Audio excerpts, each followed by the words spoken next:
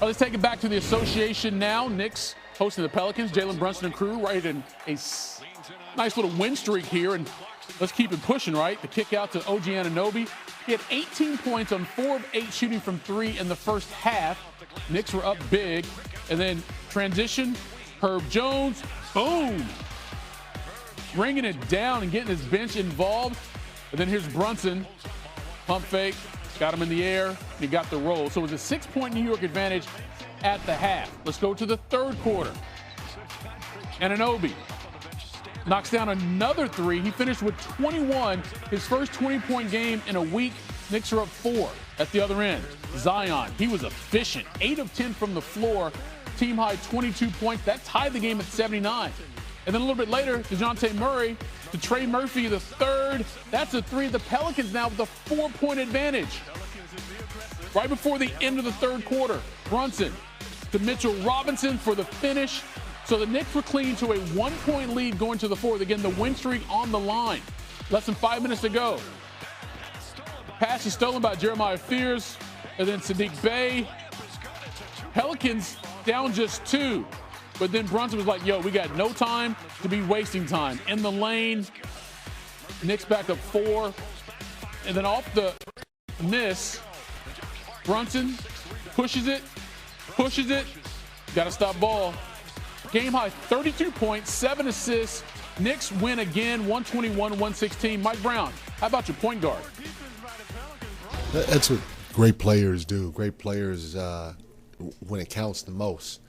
When the pressure's the highest, they make the game easier for everybody else. And, sometimes that means go score it. Sometimes that means draw 2 and move it to OG for a wide open 3 or somebody else. And he was great with that tonight. And, being who he is and me being the head coach, yeah, I don't ever put a cap on those guys. You don't put a cap on your Steph Curry in Golden State and Jaylen Brown here and, Jalen Brunson here and Jaylen Brown and Boston. You let those guys go be who they are, and you try to put the right people around them. And when that ball gets swung to you, you got to step up and make the right play if he's commanded 2 people and you're wide open. All right, so that was win number 48 for Mike Brown and the Knicks this season. The second most by a Knicks coach in his debut season. Now, New York is on pace for 53 wins, meaning Brown could break Pat Riley's record back from the early 90s. All right, time to get a little smarter about what we've been seeing in the league as of late. We bring in NBA analyst Danny Green. Look, the Knicks, they won 7 in a row, Danny, and they look like the team that they were supposed to be when the season started, right? They're in the 3 spot. But I feel like the fans there in New York have been expecting this team to be in the NBA Finals the last couple of years. What do you see as the legit ceiling for this squad? I mean, it should be the finals, right? Why wouldn't they expect that? They have a wide open Eastern Conference with Detroit down, Cade Cunningham with the collapse lung. He may come back during the playoffs. And only other competition you're looking at is Boston, who you guys beat a year ago with a healthy All-NBA Jason Tatum. So why wouldn't you expect that with the same group? So yes, this is a realistic goal of theirs. It's a realistic expectation. And if they come anywhere short of that, I think most people will be disappointed, including myself, because they have the talent, they have the pieces, they have the roster. They just have to figure out, the chemistry and the fit and stay healthy during the right time, and they should be fine. I mean, clearly a priority because they had a coaching change last year because they didn't get as deep into the playoffs as they expected. Well, let's keep it in the East here, Danny, because, look, the Cavs also been kind of cruising along, and they go out, obviously, and get James Harden because they feel as if they have an opportunity in the East as well. But based on what you've seen since he's been there, including this win here on Tuesday, how confident are you in their ability, though, to actually have a deep run in the playoffs? Cavs fans are not going to like me for this one. I'm not that confident. I do like some of the teams in the middle pack. I like what Atlanta has done. I like what Toronto has done. Cleveland, if I had to pick a team that I would put some money on to say from the middle of the pack could make a run, would be them. But honestly, I'm not too confident in what they could do. Again, they'd have to match up with one of those teams, Detroit, Boston, or New York, in the second round.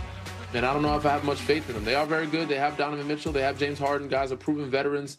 Evan Mobley, some all-stars. So they have some firepower. Max Strus just got back. So I like what they've been doing as of late, but I just don't have 100% faith in them. I'd say I probably got about 65, 70. Okay, why though? What do they not have, or what have they not shown you? what they've shown me in the past. And it's, well, the 2-guard lineup didn't work on the 2 big lineup, but they need Jared Allen back. But the biggest thing was the maturity, the experience, and the toughness. You know, guys were talking about how soft the bigs were. They don't rebound. And they have to prove and show for us to believe that they're tougher than what they are last year. Hey, Kenny Atkinson wasn't happy with the defense in this win. So, testament to what you just said, he may be feeling a little bit of that as well. All right, Danny, do me a favor, stay put. I want to get a little bit more from you a little bit later here on SportsCenter. And that's a challenge for this group. But right now, we just think we can outscore people. Kenny, you went to Sam, Max, Donovan, James, and Evan at the end of the game. What do you like about that lineup, the offensive and defensive end, especially with Max getting up to 20? Either I figured we couldn't get stopped, so might as well put the guys that can put it in the hole. You know, that's kind of where we are. But again, that's fool's gold. And you know, we're going to find the guys that are going to be in our rotation, the guys that defend, you know. And I think when the playoffs come, you always lean on that. Who can guard their position, who's going to be a high-level defensive player in the playoffs. That's what gets you in the rotation. Go. Level of the defensive end. Was that a little bit of the thought process of having Thomas Bryant play the amount of minutes? Yeah, he's one of the guys. I got, you know, Thomas is in that. I never have to worry about his compete level. The consistent at the NBA level, it's a consistency, how long you can compete, right? And he's in that bucket where we know he's bringing it. But right now we have a small group that's in that bucket. Mark. Can a game like this, Coach, kind of be a wake-up call to the rest of the guys in the locker room to raise the level of intensity? Yeah, but we've been talking about it for, I don't know, 2 weeks now, right? So, you know, there's a level of concern with 2 weeks. And I don't want to hear that, you know, no Jared Allen, and we got the defensive player of the year, we got Keon Ellis, we got defenders. It's not a personnel thing. So, like I said, and I don't want to take anything away from the Magic, right? They you know, they played really well, but really, you know, we got to be better. Jeff. Kenny, I probably should have asked you this earlier in the pregame when you're talking about injuries, but Porter Jr., how's he doing? Who's that?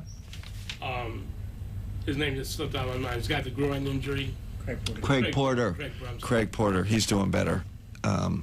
He's doing better. He starting to ramp it up. He's not at contact level. He's not doing contact, but he's getting up and down. So hopefully have him available for the West Coast trip. Does he play some of that defense? He seems like yeah, sure. He's one of those guys. He's one of those guys that's in that compete bucket consistently.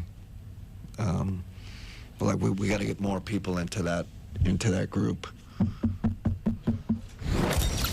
Well, we got more coming up here on Cavaliers Live as we continue to wrap this one up. The Cavaliers side furniture. The Cavaliers secured the series victory over the Orlando Magic with a 136-131 victory here tonight. A big game once again from the backcourt duo of Donovan Mitchell and James Harden.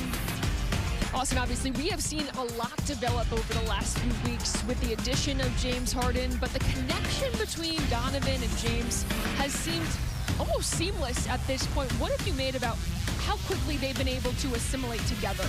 Well, because to me, they're both unselfish. They score a lot of points, but they're not selfish players.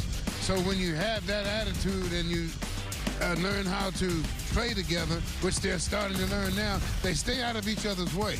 And they also, when the other guy's doing this thing, they always know where the other guy is, so they can make the long pass back to him across the court. So they're learning how to operate together and stay efficient while they're doing it. Pre-game, Kenny Atkinson described both of them as egoless, is that they both just want to find ways to win, and that was certainly on full display here tonight. We got more coming up here on Cavaliers Live as we wrap this one up. 26 points for James Harden and a 136-131 victory for the Cavs. And by the injury lawyers at Elk & Elk, proud partner of the Cleveland Cavaliers. Welcome back to Cavaliers Live, presented by Wayside Furniture. The Cavaliers now winners of 4 straight as they take down the Magic on this first night of a back-to-back, 136-131. And no rest for the weary. The Magic were on a back-to-back. The Cavaliers now on a back-to-back as they welcome in the Miami Heat, who have been waiting around here tonight. They will be refreshed and ready to go. The Cavaliers also playing Miami on Friday here in Cleveland. So a playoff-like atmosphere with 2 games in 3 days against the Miami Heat before going on another West Coast swing starting in Utah on Monday, and then a date with the Lakers, another back-to-back. Luka Doncic, he's been red hot as of late. The Cavaliers certainly going to have their hands full. But Austin, let's start with Miami tomorrow. There he is, Bam Adebayo, Mr. 83. We were just talking about that off camera. We'll see him in action here tomorrow. What do the Cavaliers need to be prepared for when it comes to this Miami team? The one thing they do well, I think, is they play consistently at the same pace for the whole game. They're not going to lay down. I mean, they're not going to sit back and let you go. If you get up by 10, they're coming after you. And that's about the only thing at this point of the year that they have to be worried about. The Cavs have to start understanding that this is the time to rev it up, because you got to be ready to go into the playoffs. You can't ease into the playoffs and all of a sudden you start playing like a better team. It's not going to happen. Yeah, 10 games left in the regular season. Hard to believe